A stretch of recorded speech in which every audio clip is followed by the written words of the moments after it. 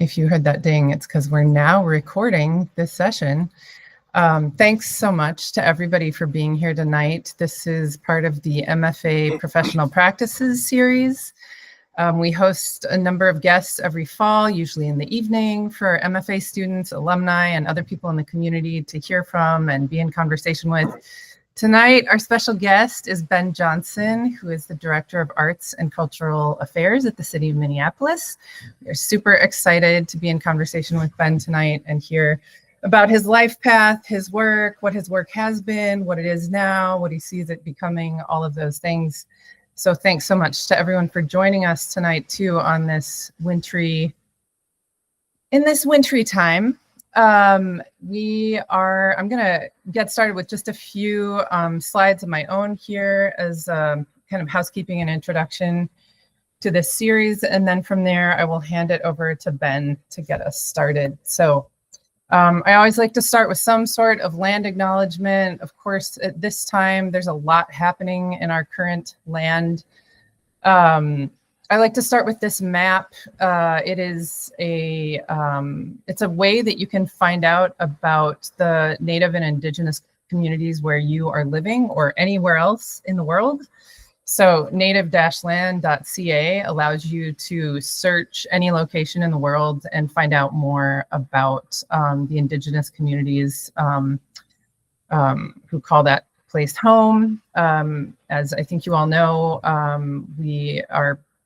our land was not ours to begin with, many of us, myself included, and there are many ways to go much further than land acknowledgement. I list a couple of websites here for you to check out. There's a really great one called Beyond Land Acknowledgement, nativegov.org. They have a really great guide for how to work on past and current harms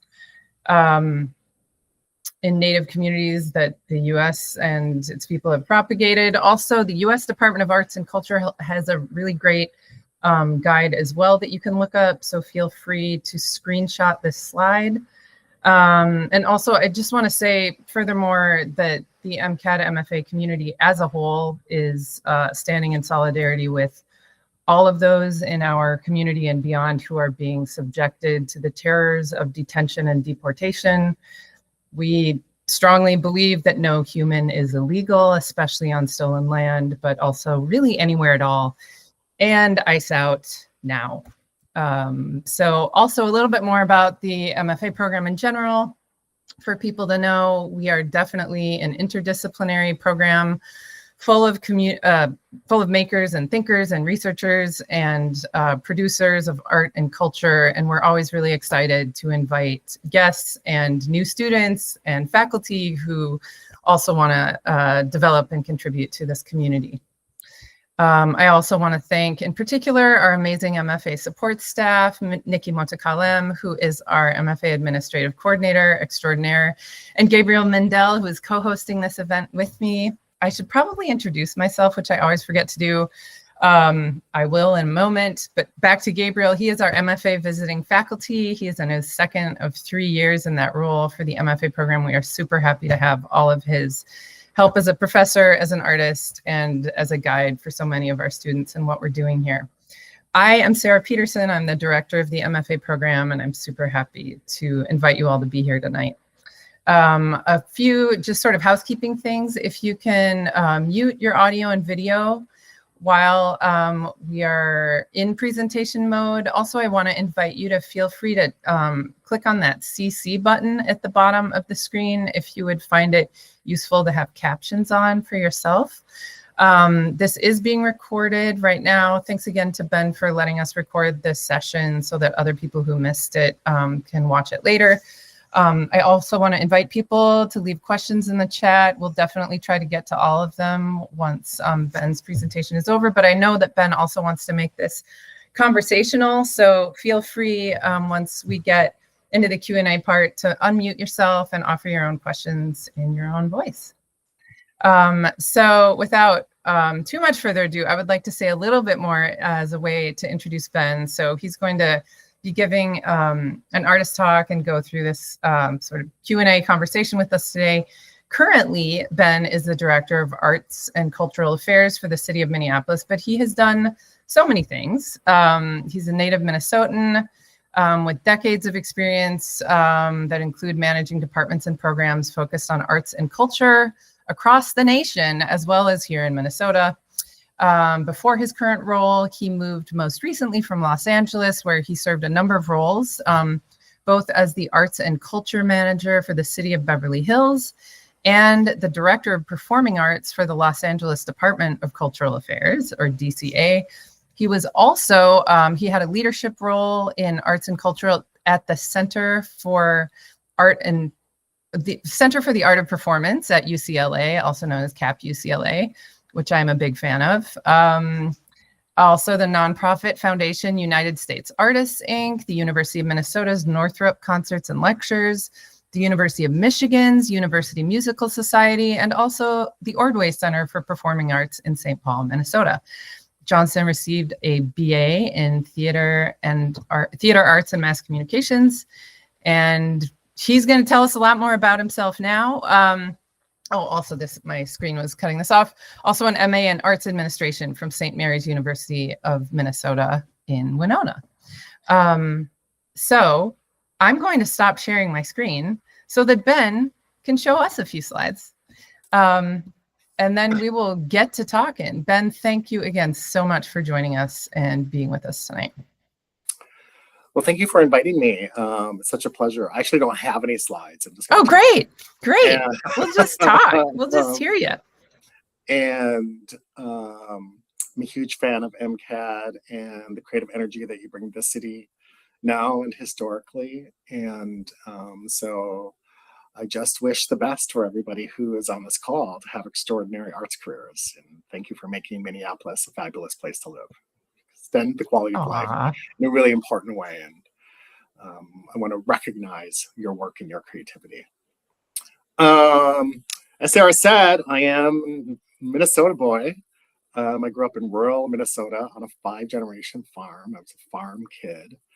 And so that was actually a very creative thing for me. I was very much an artistically motivated kid. My mother was a visual artist, a trained artist who got her degree in Winona, Minnesota. And my dad was my dad was a farmer too, but a math genius. He has a degree in composites engineering. So that's how I kind of see the world, structure and creativity in my brain. And but I'm just going to do a little shout out for Winona during that day, because a lot of people don't know that Minnesota had a really important art moment, and it was in the 60s and 70s, and it was in Winona, just like the Hudson River had a moment, or Haight-Ashbury had a moment, or performance art scene of LA, or wherever that was happening in the 60s and 70s, it was also happening here, and it happened in Winona. And my mom was part of that stew, and I remember being dragged to art studios on houseboats in the 60s, and the smell of paint and clay are my earliest olfactory sense memories. And people were living in houseboats. There's a countercultural movement there. There was a whole back to the land art commune scene. There were 3 art colleges. And so I can even talk more about the aesthetics that are uniquely about that time in Minnesota, but I'm hoping at some point that we're going to do some sort of exhibition or something that was about that moment. There's a couple of radical art teachers in their 20s that were teaching all these students. And one of them is still alive. He's in his 90s. So whoever's out there is into doing research and wants to know more, I thought it was pretty cool. Yeah, and when I was growing up, I was just like a creative kid who had really no direction, had no mentorship. My guidance counselor told me to go get a degree in welding from Austin Community College in southern Minnesota. And that was it. And there's no cell phones, no wireless, no online life. There's no way to understand how to get to the cities. I had no money. But by hook or by crook, I did work really hard, and has gotten me to where I am today. And I feel like in many ways, coming back to Minneapolis for the last 3 years as the first director of arts and culture for this new department that was created during COVID. And so in many ways, I really applaud that the city council expressed arts leadership during COVID to create a brand new department of arts and culture.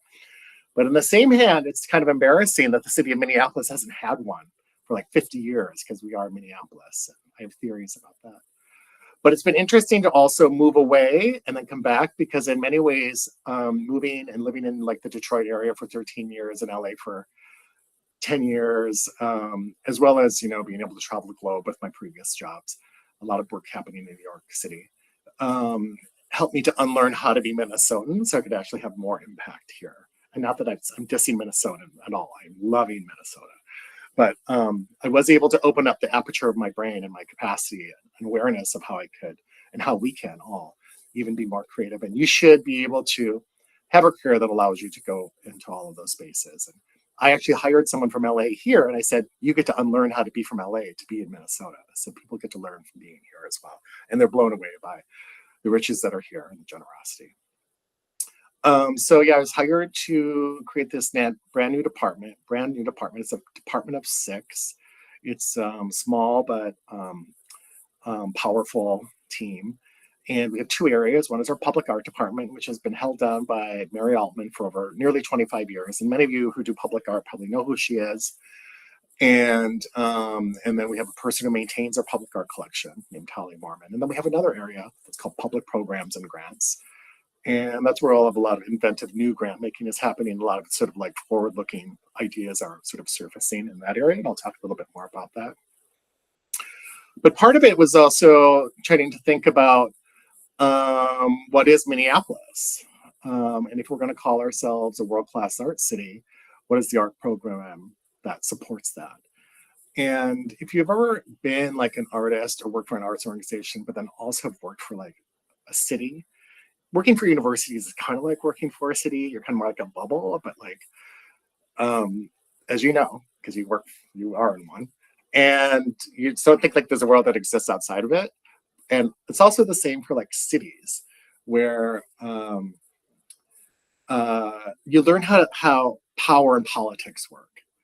And so I had, when I was young, an arts administrator, and I was a presenter for many years and a curator of multidisciplinary performing arts, and very interested in arts and education and audience development and partnership and collaboration.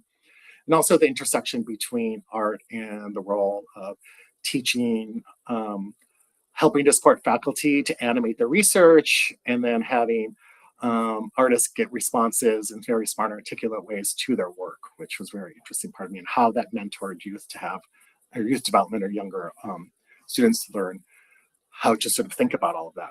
But what I learned is that when you work for cities and then work for universities and then work for arts organizations, that you actually understand how power works in cities. And so I was very interested in power in the way that maybe not like to be powerful, but that cities either do or they don't support your arts ecosystem. And part of my job is to deliver cultural services to everybody who lives here, find opportunities for artists that live here or who want to work here, and find opportunities for them on a local, national, international level.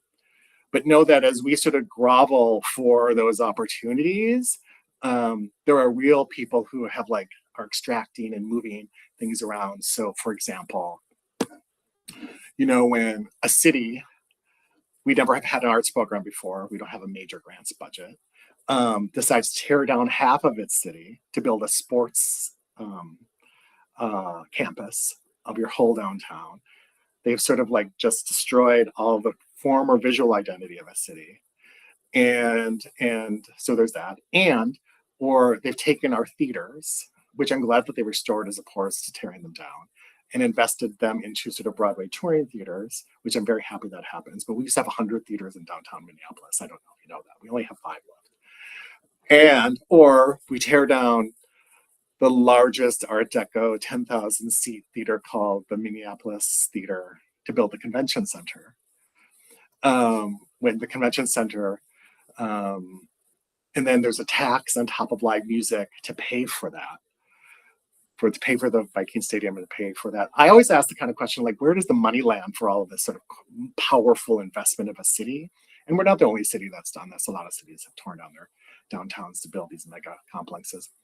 Is like, so when I start thinking about how we develop a program, it's really about how I support the local arts ecosystem of the people who live here to really invest directly in them in terms of every decision we make. So decisions that have been made in the past have been really I always ask who benefits from that investment. And I can tell you that when it goes to pay for, where the money lands is if it goes to pay for Broadway producers in New York, that's what the downtown theaters do, or Live Nation, which is based in Beverly Hills. I used to work across the street, which owns Ticketmaster. Or it goes to billionaire team owners, or it goes to, convention center in a different way. When we spend billions of dollars of taxpayer money on billionaires to make money off of us, that's what funding inequity looks like. So I am trying to carve out and put in a new paradigm to support artists directly on the ground and what we need to really affect the quality of life that we have here. And I think about the DNA of our city. Arts are very much part of the DNA from the starting of our city. And when the titans of industry, 125 years ago, founded the city, they really invested in the arts. And I believe there was this thing called the 5% Club, and all the major corporations gave 5% to the artist. And when a new corporation came into town, they would have a meeting with the head of that organization, and we all get 5%. That's how we have arts programs. So we have the Guthrie and the Walker and the MIA and all these major institutions. At least that's what they were funding mostly in the day. And then their children continue that philanthropy. And then the people who ran their companies continue that philanthropy because they lived here. But now there's a new era where it's the people don't live here. They don't care if our city cultural life is invested in or not. And so we are in the midst of this real interesting paradigm shift in our community and our state, and a lot of narrative changes. And so one of the things I have to do is track these shifts and say, well, how do we support in a new way all of these things? Recognize the work that's been done, but make it visible to other people that we're not actually supporting the ecosystem in a way that really has profound impact for sustainability, for creative practice, for artists to live here and want to work here. And it used to be affordable living was our ability to just have people have a few jobs and work as artists, but that isn't really there anymore. So we have to think about new things. And it's kind of one of the reasons we're thinking about the Vibrant Storefronts initiative that we started. And then you also have to sort of look at, well, what is our opportunity here as a state? I mean, we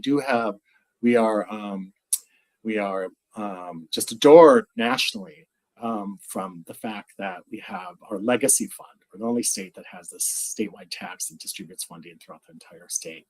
But it's certainly not enough. It's a really powerful and great thing, but there are no conversations about how the whole state advocates for even a bigger slice of that money and more money. Philanthropy was really different in 2008 when we got that tax. We really need to be thinking about everyone is advocating for this in the future, because there are forces who are trying to take it and fight it or cancel it completely. And that goes in 2035 is when that gets renewed.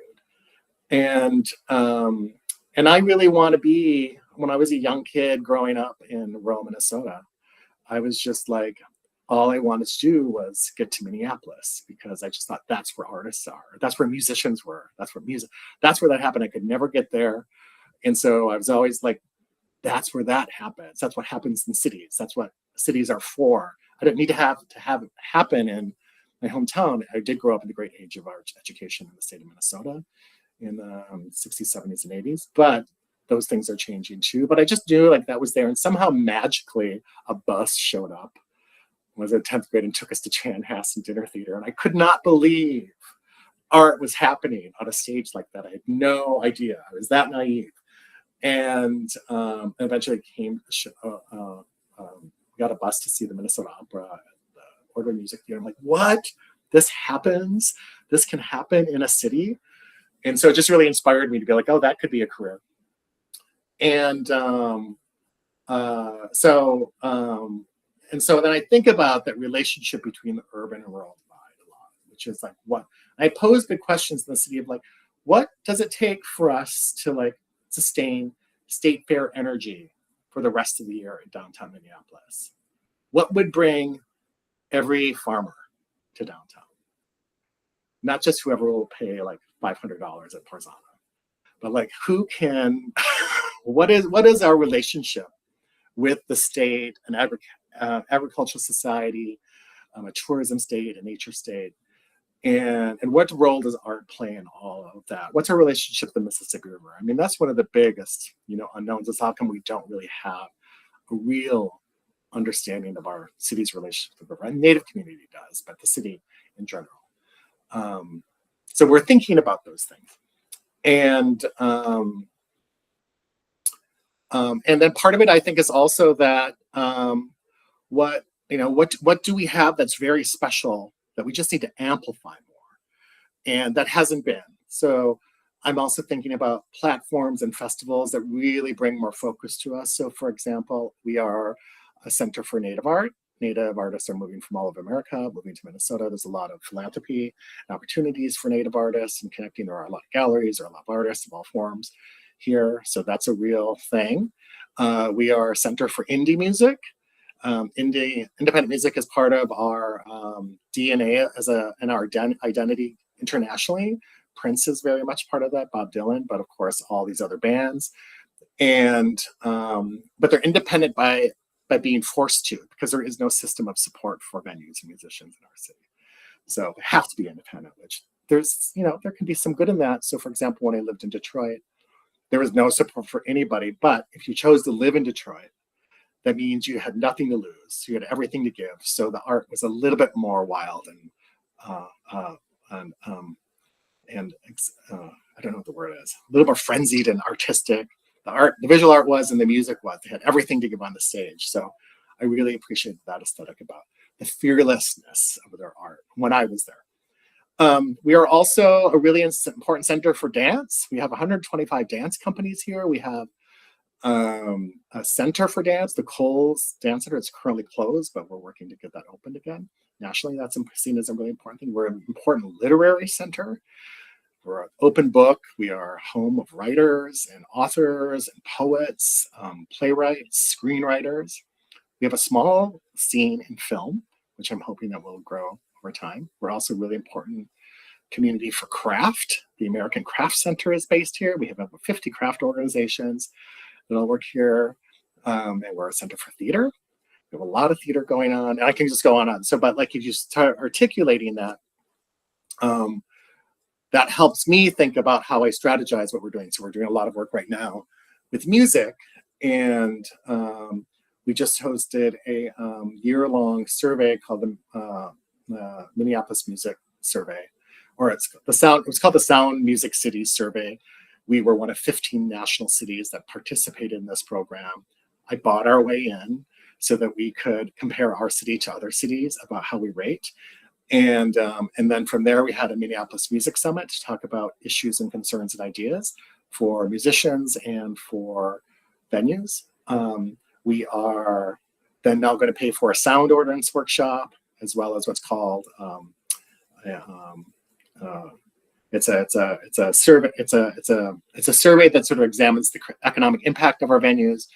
And then next summer, we are hosting what's called the NIVA Conference, which is the National Independent Venue Association Conference, which are the First Avenues of America. They're all coming here because we're paying for that conference to be here. And to kick that off, that conference, we're hoping to host the world's largest Prince sing-along, to have a Guinness Book World Record in downtown Minneapolis, to sort of recognize the 10-year anniversary of his death, but also his birthday, as well as that we have all these people here, which also is part of the Chorus America Conference. So all these people are here. We're going to turn it into a thing. So that's exciting. But I tell you all this because one of the things I had to do when I started at this job is really think about what are we focusing on.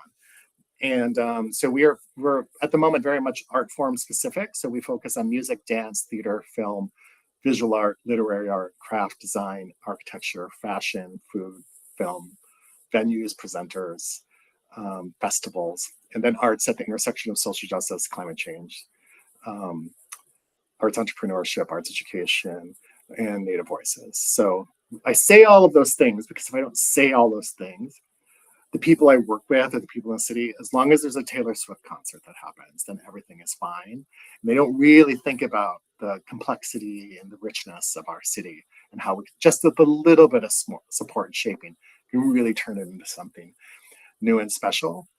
And So with that, then we and part of it is also when you work with a city, you just really have to be nimble and responsive to like what is the issue and where is the energy. So that's what we started with a couple of our programs to just quickly speak to. We know that in the city 2040 plan, and if you have never read the 2040 plan, or if you don't know who your council member is, you should know who those people are and demand where's your arts plan, art strategy, because if you don't demand it, they're not going to focus on it. So the advocacy about what people do is really important. But so there was a program called the cultural districts. So we have 7 cultural districts, and the people who did the plan actually thought there was 21 districts in our city, but the city created 7 political districts, and this program adds a layer of arts and culture on top of those districts, which was not intended to happen.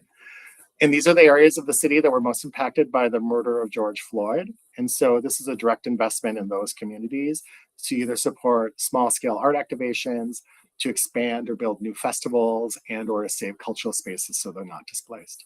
Often cultural spaces are the anchors for their community. And it's really, whenever I do a call for a project, I invite everyone to do their most provocative, interesting, risk-taking, innovative project.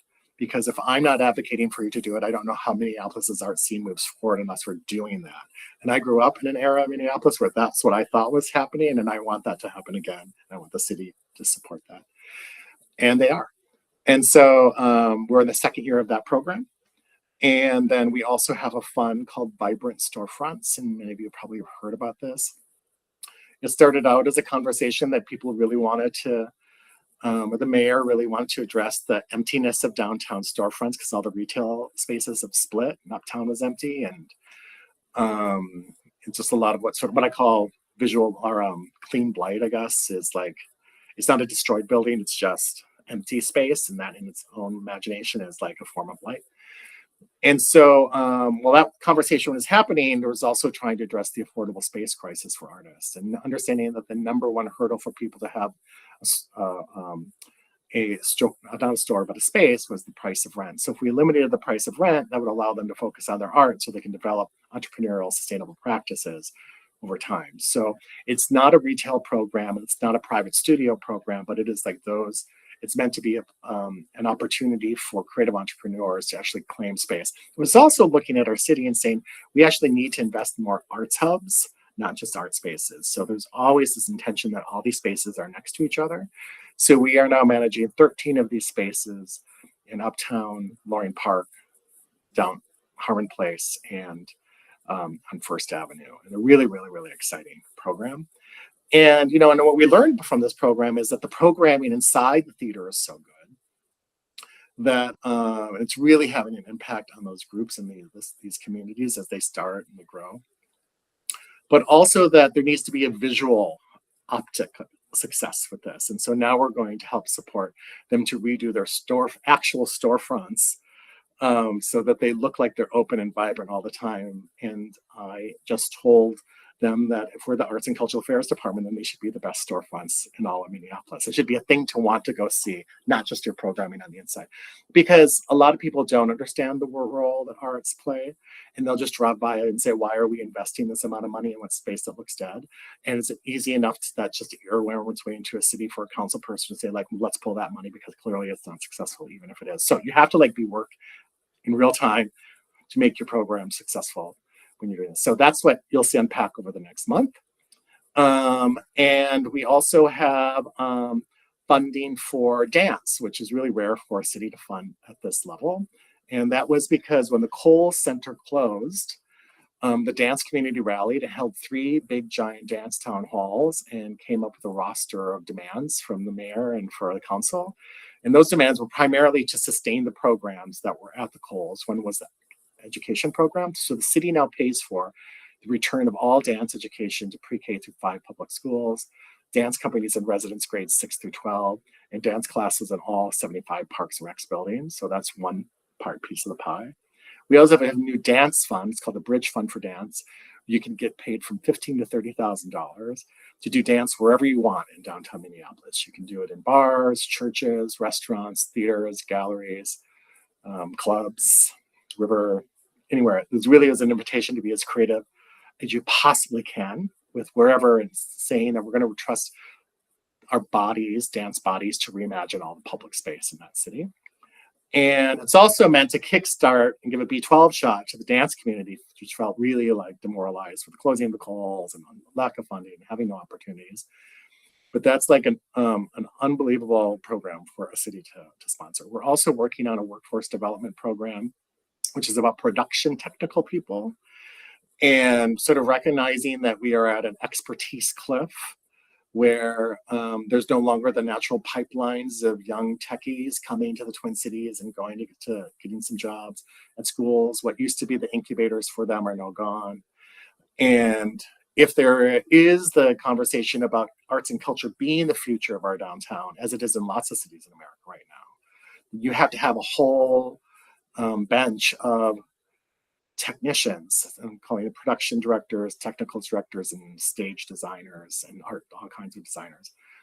And this has gotten a lot of traction because, like, if you work for a festival, if you're a sound tech, you work for IATSE, there's like 5 levels that they call. They call the first level every single time.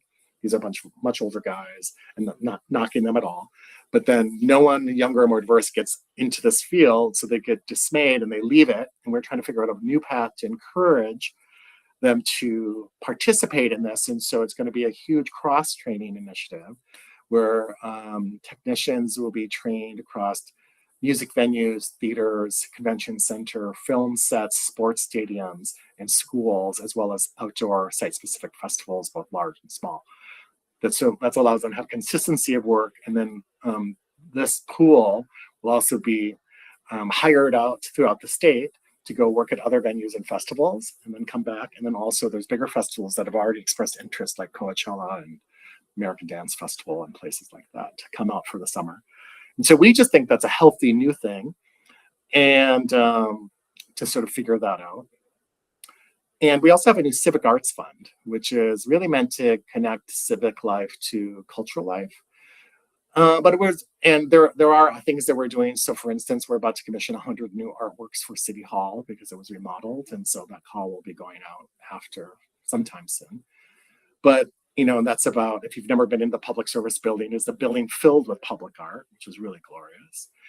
And, but it's really about making sure that important conferences nationally and internationally happen in Minneapolis, so our artists and thought leaders can be part of that and we can showcase our city, and or to help foment more interesting conversations and convenings and meetings and think tanks in our city for us, what we need for our city. So we have this new opportunity to fund in the way when things happen.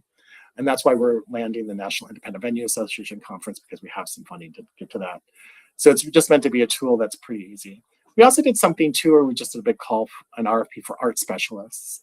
So we'll be announcing a whole slew of 3-year contracts with art specialists who will be helping us make new things happen. So for example, within the film community, we now have recognized that Minneapolis is not a film-ready city.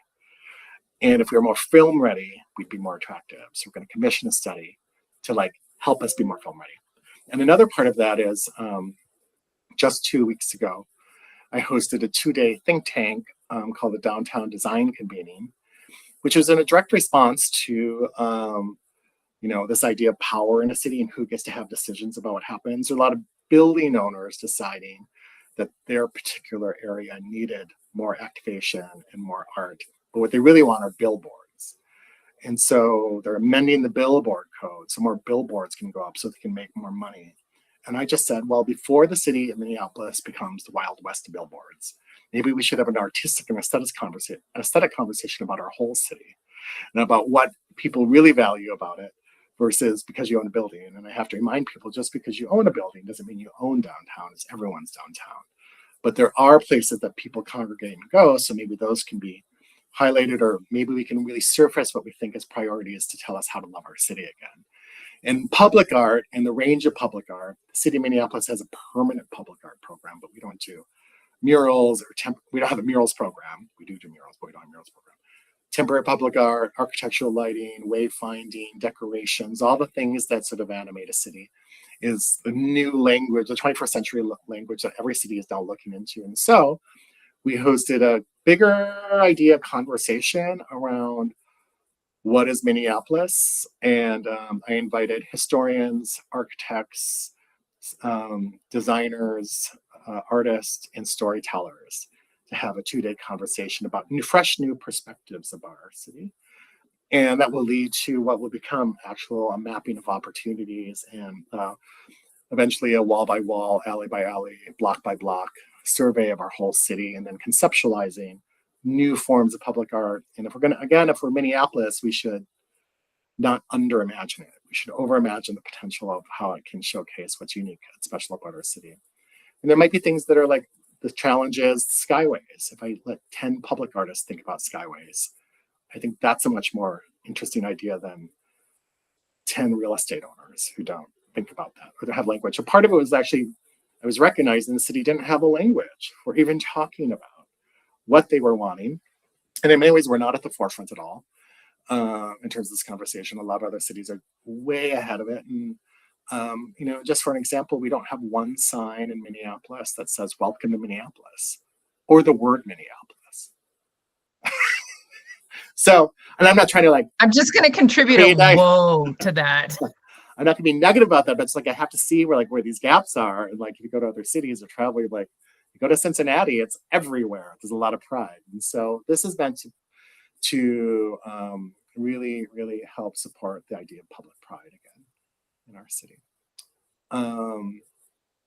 And then we're actively intersecting with all kinds of people. Our program is really relationship-based, boots on the ground. We're actively going to events, meeting with artists, trying to stitch together what we think is the best way that we can support people.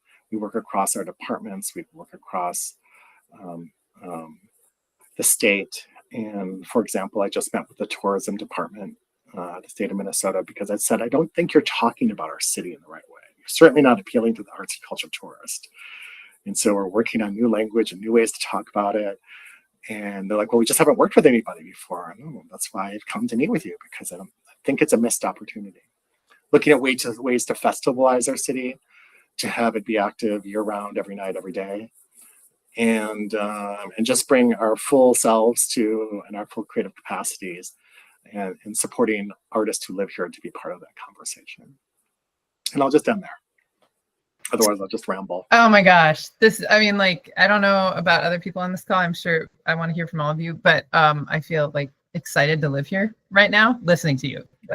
Normally I do anyway, but really, truly, such a pleasure to hear just that overview of the work you're doing. And I have so many things I'd love to follow up on, but I'd also like to offer up, this is a chance right now for everyone who's joined us to go ahead and offer comments or questions. I would like to go last and let everyone else go ahead. So please feel free to unmute yourself. I don't think we have any questions per se in the chat so far, but Anne Labovitz, who's joined us, did want to note that she loves the question of how to get every farmer to downtown. She was really excited about that. Well, in terms of redesign, I would say, what was appealing to a conversation I had earlier today is that when we did the Minneapolis Music Summit, we invited someone who is the founder of the Center for Music Innovation, who's really a smart person at UCLA, on a panel, and I was talking about imagining this kind of summit. And she's like, yeah, imagine redesigning your city with music at the center. Reimagining a city that it's not retails and Dayton's at the center. Yeah. Imagine. Not that I'm anti-retail or anti-Dayton's. It's just there's a lot of nostalgia and decision-making based on that history of 30 years ago. Right, totally. Gabriel, you have your hand raised. I'm going to also unpin Ben at the moment, and so that other people will be visible for this recording ultimately. So go ahead, Gabriel. Great. I just wanted to buy people time, since I think, Ben, you shared such an incredible array, maybe I would dare say overwhelming array of work that you're engaged in. Just to buy folks some time, what is the best way for people to track what you're doing, to keep track of it, to follow up on it, but also what's the best way for artists to find out about opportunities? We have a newsletter, and that's the best way to find out what we're announcing. All those other things aren't necessarily what we are publishing all the time, but what our opportunities are. And a lot of what we're doing is announced on our newsletter, which is at minneapolisartsandculture.org.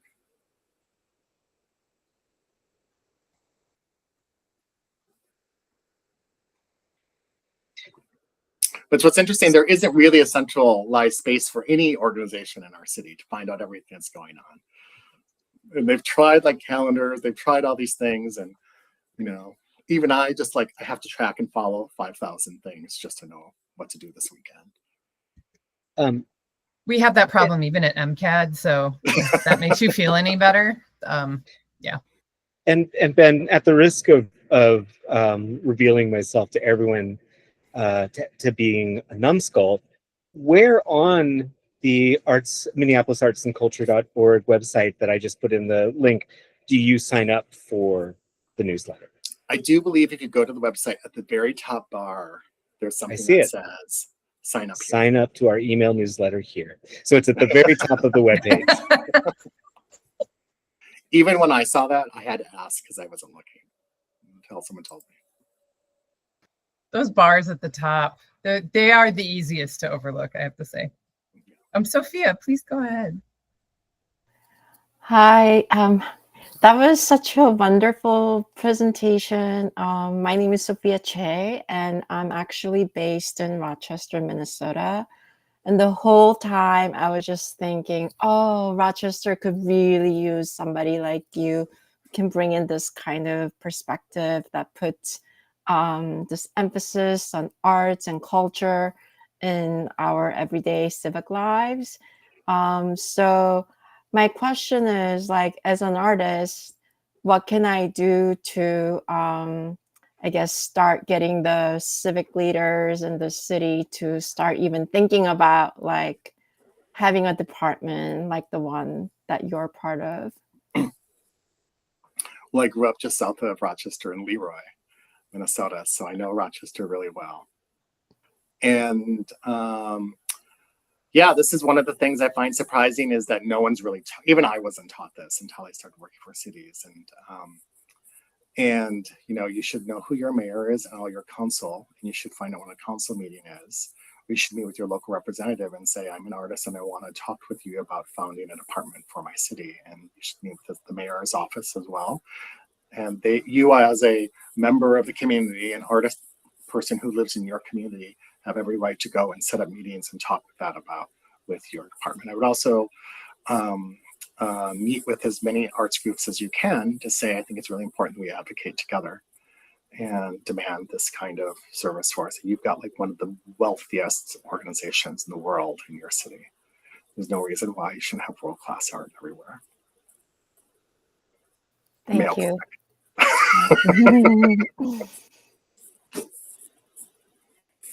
I was going to say, I found it was really interesting, and this is just an interesting perspective because I know like you live in Minnesota, but you probably also intersect with artists and people from the coasts. And it was so fascinating for me when I was a young arts administrator where I was only taught to care about what happened on the island of Manhattan for the entire arts thing in my world. And when I lived in Detroit and Michigan, I was like, well, why isn't anybody here? Because Detroit's so wild and amazing, but no one would go there.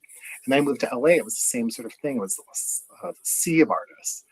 But I was also really able, so when I talk about like how I tried to understand the aesthetics of a community, it's like I had to articulate like what was so special about LA versus New York.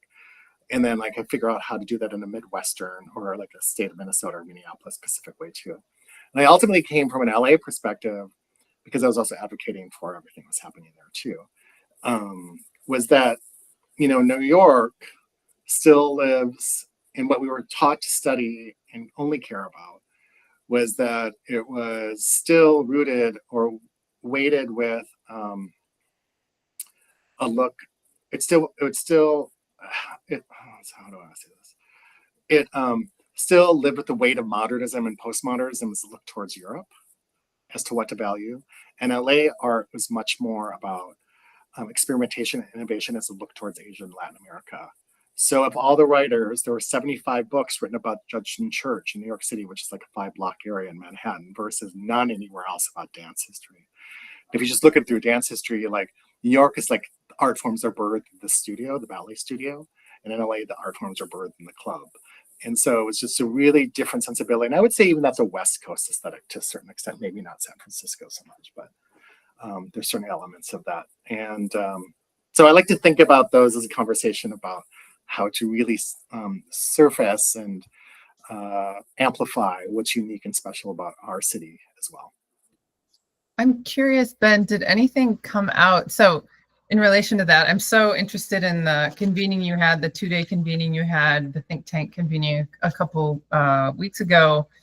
That, like, did anything come out of it where people were kind of thinking about, like, in relation to what you were just saying about LA and also New York City, like how Minneapolis is conceived of, or like what it truly is, where the energy comes from, what it's in relation to, like what those histories are, what, like, I mean, I think you've addressed some of this already in terms of like the power of Indigenous and Native American communities like here and how they know the city and have known it.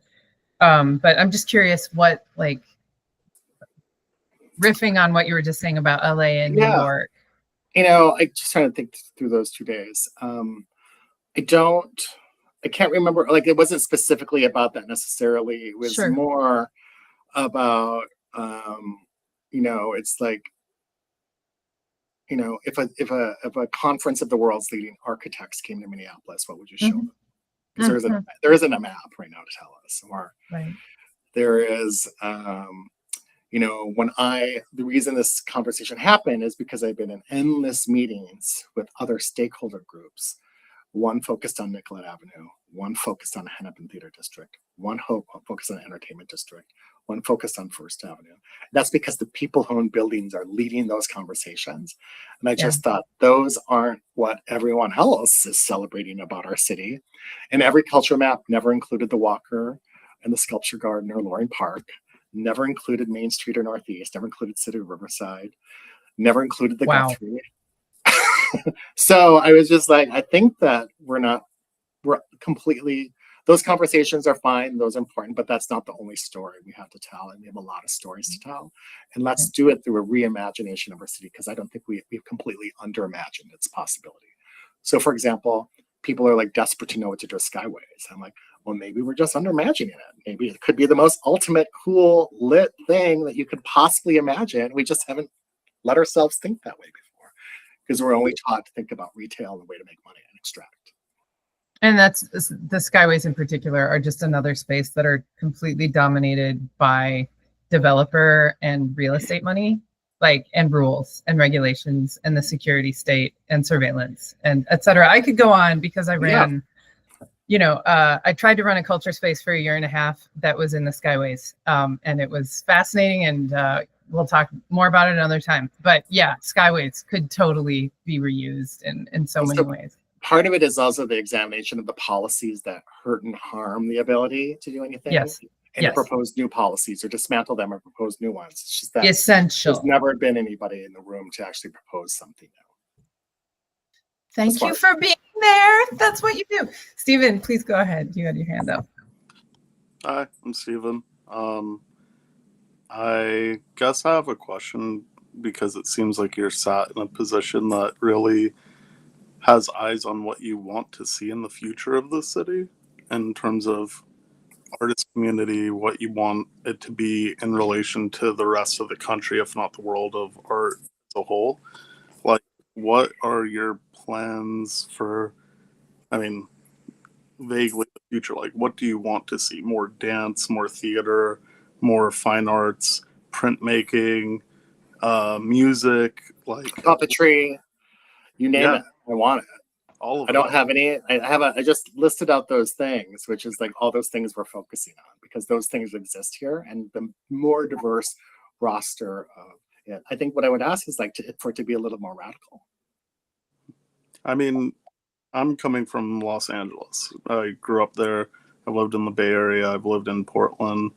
And I would say that when I think about Minneapolis, even having been visiting kind of consistently since 2018, every time I've visited, I've been like, it feels very different here community-wise, and it feels like people care deeply in a way that I don't feel about Portland or the Bay Area or Los Angeles. They care in different ways, but here it feels just different. It's hard to put a finger on, but like even arts funding and initiatives like this seem so important to the like makeup of what makes Minneapolis such a special place. So it's really cool to get to hear you talk about all this stuff. And what's interesting about LA, and I can't speak really to SF, I do know they have actually a lot of philanthropy, and there's a lot of then chains to philanthropy, which is a whole other conversation. Portland feels a little more the ability to be wild or not, I don't know. And what was unique to me about the LA arts scene, which I was just really felt really lucky to be an active participant in understanding it, was that there's this whole other layer of the entertainment industry that's also there. And a lot of people artists can make a lot of real money by working in that. So it's really a city of art directors, stylists, designers who got to intersect back and forth. But there was really no money in philanthropy for, I guess, dance or theater, new theater. I mean, there's some. But it was the epicenter of performance art, in the 80s and 90s. And, I was taught as a young curator when I was 21, I interned under John Kalaki at the Walker Art Center, and he brought all these LA artists to Walker Art Center, and when every other presenter was only presenting artists from New York. So Tim Miller, Ron Athey, Vaginal Davis, you name it, all these people were coming here. David Rousseff. And but it was also very inspired by like the visual arts scene. And when I was there was this big moment where all of the artists that were being churned up by Otis College or Cal Arts or UCLA or USC were staying in LA versus moving to New York. So it just became this festering pool of young and cool new talent, and none of them were getting any money, so they were just being able to be whatever they want. And there's a huge social aspect of LA, which is about networking, being social and hanging out and going to art, which I really, really appreciated. I found it to be a fascinating place to study.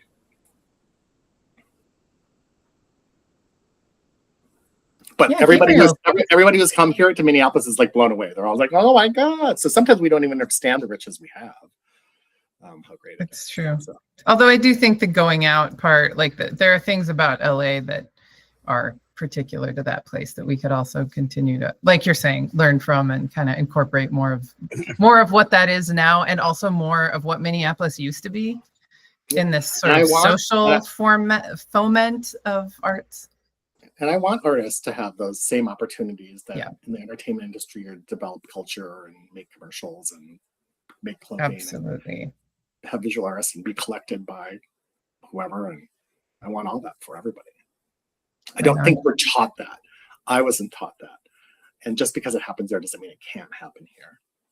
That's right on. Gabriel, did you have you had your hand up too? Yeah, I just wanted to surface a kind of comment question from Fairuz Islam, who's one of our recent graduates from the MFA program and this very talented artist from South Asia. And Fairuz is wondering how international immigrant artists would be able to add, kind of, in their words, add value to it. I think, add and contribute to Minneapolis's art, public art and art culture, and how would both the community and the outsider, in it quotes, collaborate.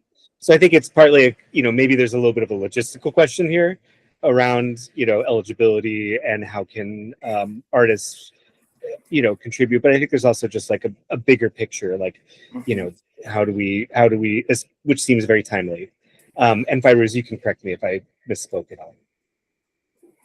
This is part of the conversation, which is like the state doesn't understand the language to describe us. We are a world-class, international, globally important arts community. And we surface and amplify all of the immigrant artists and all of the artists of color and all of the artists that live here. And so we work actively and we've designed our funding process to allow for people to apply for grants and get funding. We front fund the grants so people don't go into debt. And we make the grant process as easy as possible. And we work proactively one-on-one with artists. And there's different capacities. And we're learning too. So there's a whole roster of people that know how to do this really easily. There's another massive roster that can't. We call that the lift. And it's hard to think about working with the city. We're not the only answer. And but we're trying to be part of the solution as much as we can. Front funding grants is such a huge deal.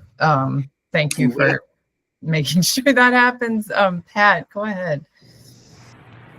Yes, I participate in the Chicago Outdoor Sculpture Competition every year, and that is something that I haven't seen here in Minneapolis. I see it in Rochester, but not here, where there is art actually on the sidewalk. There's a competition for 20 or 30 sculptures, and they're spread out. Well, in the case of Chicago, it's several neighborhoods that will have art that goes up and is sponsored by local either business. They help fund this project. So I don't see that here. I have relatives that live here, and they talk about the power boxes for the street lights are decorated, that everybody, you know, they cover them in art. I only see that in a few places. So and then when you talk about signage for the city, the same thing. I think to really start to engage people, visitors, let's say, you have to spread art in public open spaces to get their attention. And then, you know, the dance and the theater and all that, that's kind of hidden away. That's, you know, you're having that in a building or in a bar or whatever. But having art on the street, I think would make a big difference. I agree. We should have our own Desert X. So how do you make that happen? How does that happen?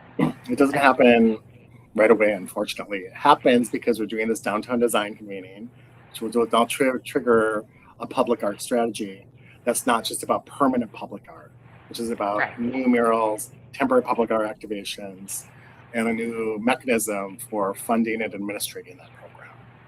It also requires you to demand it from the city. I see. Thank you. Thanks so much, Pat. Stephen, please go ahead. Yeah, to the last point Pat was saying, like, I've seen interesting things around downtown. Like, I was stopped at a red light and saw, like, a bus bench ad that was changing and just, like, showcasing local youth artists. And I was like, that's so fucking cool. Like, if I was in high school and that was me being put up there, I'd be so jazzed about that and just so into it. So, like, just like the ephemeral or changing and ongoing practice of trying to find different ways of, like, putting art in different places is so interesting to me. And yeah, we don't have any youth strategy for supporting artists as they are in school, go to college, right, post-college. One of the things I was hoping to have happen, I actually was working with Robert Ranzik on it, but didn't get any traction, I was like, Robert, you take over the 7 Points Mall in Uptown, and all your graduates immediately get to have a 2-year studio practice with each other. It's just part of their graduation. He's like, oh, we can't raise money for that, so it never happened. But it can still happen. and So let's encourage everyone to stay and be and make art together and build their community. I like this idea. If you're around on Friday, we're having open studio nights, the MFA program, and I would love to have you as a guest if you're available, since you got snowed out today. Well, I was just saying is once you graduate, like what happens once you graduate? And I want to encourage young artists to stay and work. That's what that was. Yes. I also went to your the art sale. So I did try to do that. I will try to come to Open Studio for sure. Right on. I want to be mindful of Ben's time, but I'd like to open it for maybe two more quick questions if people have something they want to offer or ask. Jen, you've got a look on your face that maybe you have something. Do you have a comment? It's a bit of gratitude, honestly. I have the ability to meet Talia Mormon, and I brought a group of undergraduates, to be honest, to go to do the tour in the public service building, the one that Sarah and Gabriel and I did in the summer, and also with Aaron Marks. Aaron Marks was there as well. Yeah. And my students were just so impressed, and we've been thinking so thoughtfully. It's a course called Art in the Cities, and we've just been thinking so thoughtfully about the ways that they can feel supported as artists with a civic responsibility, and that conversation just opened up so much for them. So I just wanted to say thank you, because it was I don't know, it was just a really lovely experience. So I'll just say like compliments to that. To that. I can't believe that there's that much public art in one building in this. Yeah. Me neither. It's great. Thank you for that. I will make sure Talia knows that. It really is amazing.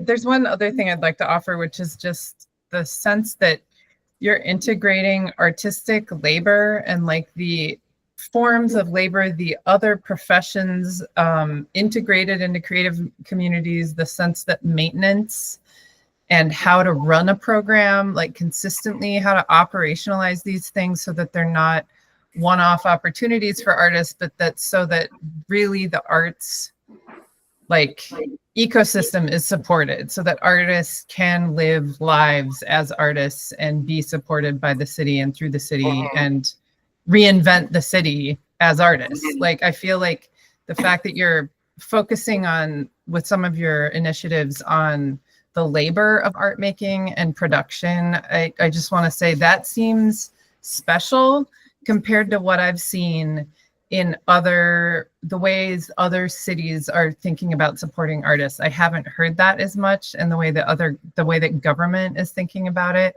I haven't heard it very much. So it's really exciting for me to hear you be supporting these initiatives. Great. Yeah. We also are hosting this new thing, and we're hosting it's called an arts leadership reception. We've done 3 of them so far. I mean, did you come? I don't think so.